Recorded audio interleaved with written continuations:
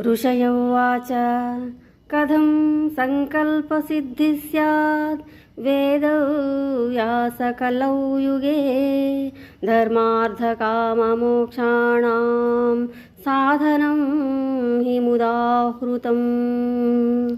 व्यास उवाच शृण्वन्तु ऋषयः सर्वे शीघ्रं संकल्पसाधनम् सकृदुच्चारमात्रेण भोगमोक्षक्षेमप्रदायकम्। गौरीशृङ्गे हिमवतः कल्पवृक्षोपशोभितं दीप्ते दिव्यमहारत्न हेममण्डपमध्यगम् रत्नसिंहासनासीनं प्रसन्नं परमेश्वरं मन्दस्मितमुखाम्भोजं शङ्करं प्राह पार्वती।